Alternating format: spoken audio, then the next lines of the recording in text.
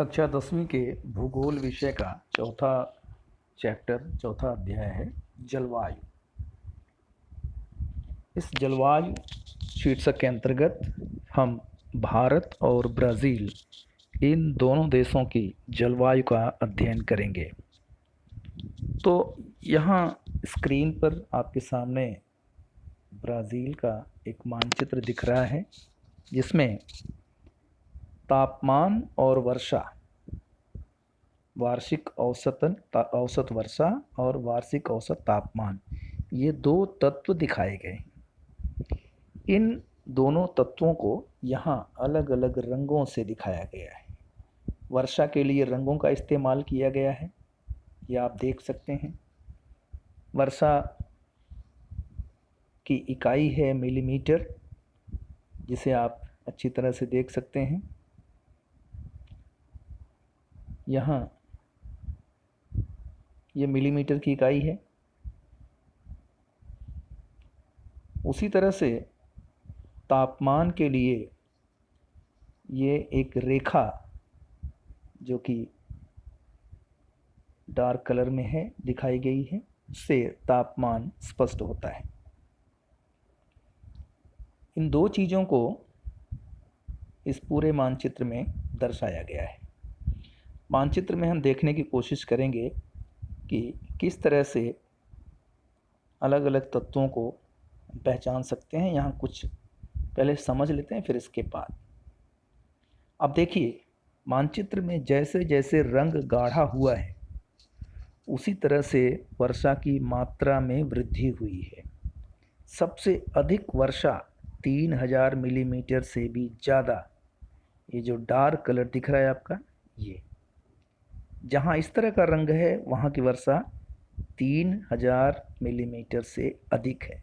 अब मानचित्र में पता करते हैं कि इस तरह की वर्षा 3000 मिलीमीटर से अधिक वर्षा कहाँ कहाँ पर है। तो आइए देखते हैं। अब देखिए आप, ये वो भूभाग है जहाँ 3000 मिलीमीटर से अधिक वर्षा हुई है। यहाँ रंगों से आप देखिए, ब्राज़ील का जो उत्तरी हिस्सा है वहाँ पर कुछ इस तरह के रंग दिखाई पड़ रहे हैं। जैसे आप देखिए ये वाला हिस्सा, यहाँ 3000 मिलीमीटर से अधिक वर्षा है और यहाँ समुद्री तटों पर भी दिख रहा है। दूसरा, जहाँ बहुत कम वर्षा हो रही है, ऐसे क्षेत्रों को ज़रा आप देख लें। तो सबसे कम वर्षा है 500 मिलीमीटर या उससे भी कम। ऐसे क्षेत्र कहाँ पर स्थित हैं? तो मानचित्र में इस प्रकार का क्षेत्र ये, जहाँ 500 मिलीमीटर से भी कम वर्षा हो रही है। अब इस दूसरे तत्व को हम यहाँ देखना चाहेंगे।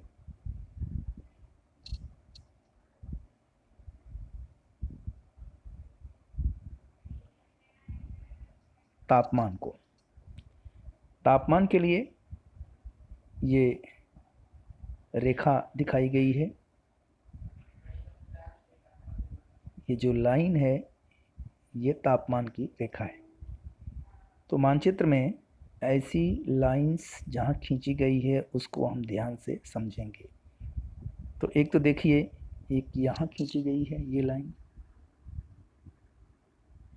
और आप देखेंगे तो इस पर एक जगह लिखा हुआ है 23 तापमान को दिखाने के लिए अंश सेल्सियस का उपयोग किया गया है। यहाँ देख सकते हैं तापमान अंश सेल्सियस में। तो इस तरह से तापमान के लिए जो अंश सेल्सियस का इस्तेमाल हुआ है, तो सभी रेखाओं पर जो मान लिखे गए हैं वो अंश सेल्सियस में ही हो सकते हैं। तो जहाँ जहाँ से ये रेखा गुजर रही है वहाँ का तापमान है 23 अंश सेल्सियस। इसी प्रकार और जो दूसरी रेखाएं हैं उसके बारे में देखते हैं। यहाँ देखिए एक रेखा है, ये लिखा गया है 18 डिग्री सेल्सियस, और ये वही रेखा है 18 वाली। फिर दूसरी तरफ ये 23 की रेखा है, आपने स्पष्ट देखा।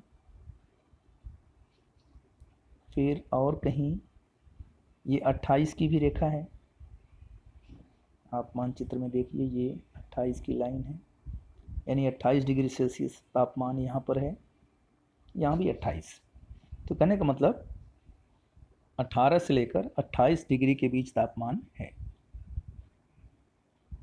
तो 18 के बाद 5 और जोड़ देंगे तो 23, फिर और 5 जोड़ देंगे तो 18, 5 23, 5 28, 5 डिग्री सेल्सियस के अंतराल पर ये तापमान की रेखाएं खींची गई हैं। ये जो तापमान की रेखाएं खींची गई हैं, इनको कहते क्या हैं? दरअसल तापमान की इन रेखाओं को कहते हैं समताप रेखा। समान तापमान वाले स्थानों को मिलाने वाली रेखा को कहते हैं समताप रेखा। जहाँ एक समान तापमान है, ऐसे स्थानों को जोड़ने वाली रेखा। अब आइए चर्चा कर लेते हैं इससे संबंधित प्रश्नों की। प्रश्न यहाँ दिया हुआ है, मानचित्र की समताप रेखाओं का विचार करके बताइए कि ब्राज़ील में औसत तापमान की श्रेणी कितनी है। औसत तापमान कैसे पता करेंगे आप? औसत तापमान के लिए होता है अधिकतम तापमान और न्यूनतम तापमान, दोनों को जोड़ दीजिए और जोड़ करके 2 से डिवाइड कर दीजिए। तो आप देखेंगे अधिकतम तापमान है 28 डिग्री सेल्सियस और न्यूनतम तापमान है 18 डिग्री सेल्सियस। 18 और 28 को आप जोड़ेंगे तो आ जाएगा 46, और दोनों को, उस पूरे 46 को 2 से डिवाइड करेंगे तो आ जाएगा 23। तो इसका मतलब है कि औसत तापमान है 23 अंश सेल्सियस। ओके, अगला सवाल है,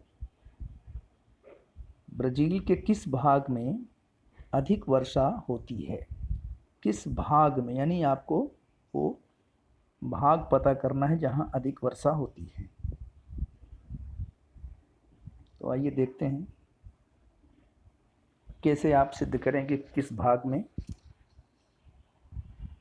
अधिक वर्षा का क्षेत्र। यहाँ दक्षिण में भी है, उत्तर में भी है, हर तरफ, मध्य में है। खाली इस पठारी भाग को छोड़ दें तो अधिकांश वर्षा उत्तर के इस अमेजन वाले इलाके में, अमेजन नदी का जो इलाका है ये, और पठार के दूसरे ढाल पर, यहाँ पर होती है। अब प्रश्न अगला है, ब्राज़ील में किन दिशाओं से हवाएं आती हैं? हवाओं के लिए यहाँ एरो दिया हुआ है, ये देखिए, ये एरो है, ये एरो बना हुआ है, ये एरो। तो उन एरोस को देख करके आप पता कर सकते हैं, ये देखो एरो बना हुआ है,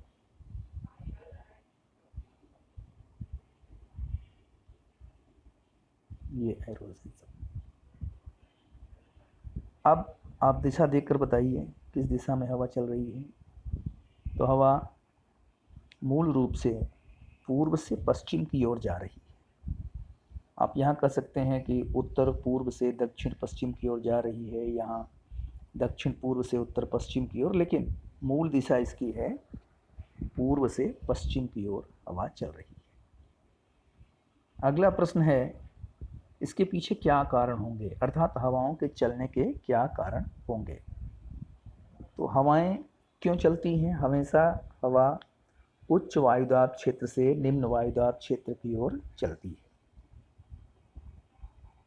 ब्राज़ील के पूर्व में स्थित अटलांटिक महासागर में उच्च दबाव का क्षेत्र बनता है, जबकि ब्राज़ील के मुख्य भूमि पर निम्न दबाव का क्षेत्र बनता है।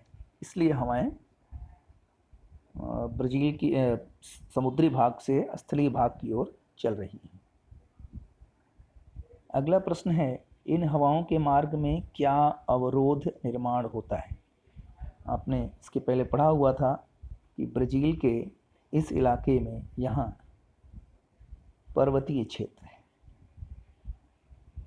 इसको ब्राज़ीलियन कगार कहा गया है या ब्राज़ील की उच्च भूमि भी कहा गया है। तो इन हवाओं को रोकता कौन है? ब्राज़ील की उच्च भूमि। अगला प्रश्न है, इन हवाओं के कारण किस प्रकार की वृष्टि होती है? जब हवाओं को रोका जाता है पहाड़ से तो किस प्रकार की वर्षा होगी? अवरोधी वर्षा।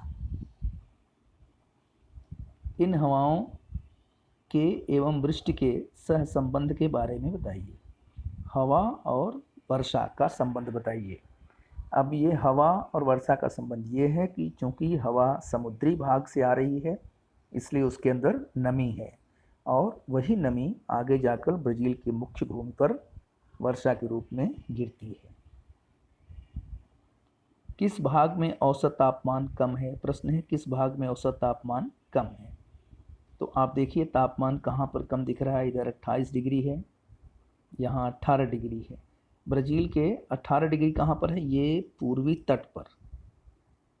तो पूर्वी तटवर्ती भाग पर औसत तापमान कम है। ब्राज़ील में वृष्टि छाया का प्रदेश पहचानिए। वहाँ की जलवायु की स्थिति कैसी होगी बताइए। वृष्टि छाया यानी जहाँ वर्षा कम हो रही है, जहाँ पर्वतों के कारण वर्षा कम हो रही है। तो वृष्टि छाया का क्षेत्र फिर से आप एक बार देख लें। ये है वृष्टि छाया का क्षेत्र जहाँ कम वर्षा हो रही है। कारण आपको बताइए।